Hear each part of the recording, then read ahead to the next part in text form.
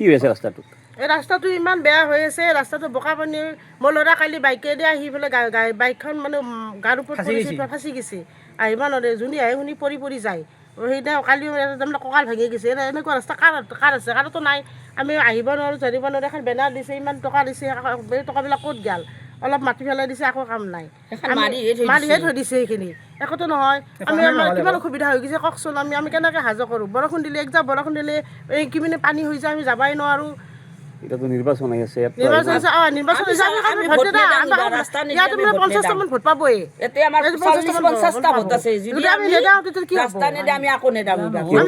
আমাৰ ল'ৰা ভোট কিহৰ কাৰণে নিদিয়ে আপোনালোকে?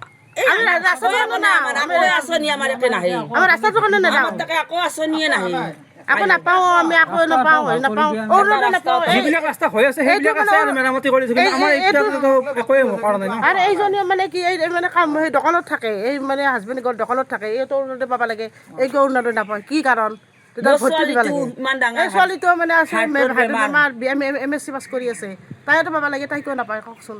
তেতিয়া ভোটটো লাগে, ভোটৰ কাৰণে কি সমষ্টি পৰে এইটো? আমাৰ মোৰ ল'ৰাটো লাইনৰ কাম কৰি মানে ইমান যাবই লাগে, ৰাতি 1টা বজাতো যাব লাগে। এইটো ৰাস্তাদি কেনেকৈ আহে? সদায় সদায় বাইকখন গাড়ীত পৰে, কঁকালখন ভাঙি গ'লে কেনেকৈ কাম কৰি খাম কওকচোন? ঘৰখন কেনেকৈ চলো? ভোট নাপাব। আমাক যে ৰাস্তাটো ভাল কৰি আমি ভোট নেদাওঁ। কাৰোবাৰ যদি ইমাৰ্জেঞ্চি যদি এম্বুলেঞ্চ এখন আহিব লাগে, ৰাস্তাত নোসোমাই,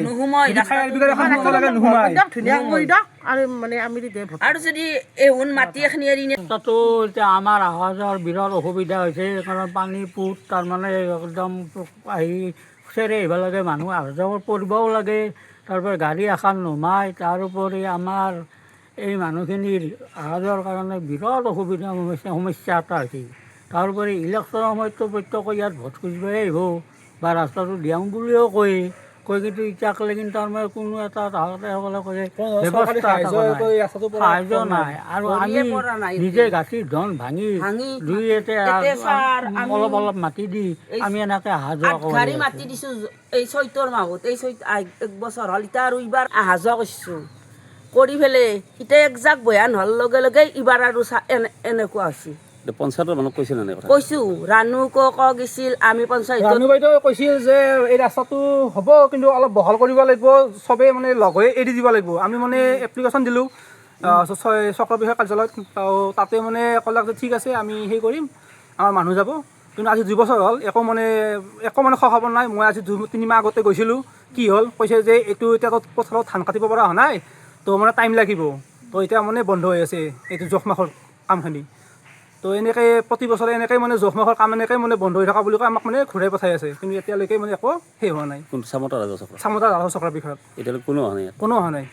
আপোনালোক আজি 2 বছৰ আগতে আমি গোটেই ঘৰে আমি মোটামুটি 400-500 মান টকা ভৰি হ'লে আমি মানে এপ্লিকেশ্যন দিলোঁ, কিন্তু একো মানে চাবই নাহিল, আজিলৈকে একো অহা নাই।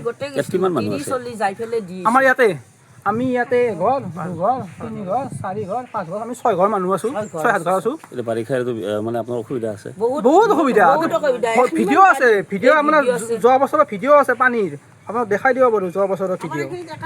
একাঠো পানী হৈছে, আমি যাব নোৱাৰোঁ, আমি মাটি দি আছে এখিনিত আমি।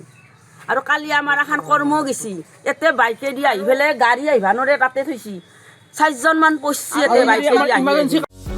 যিকোনো খবৰৰ বাবে যোগাযোগ কৰক আমাৰ এই নম্বৰত 9181 307 221।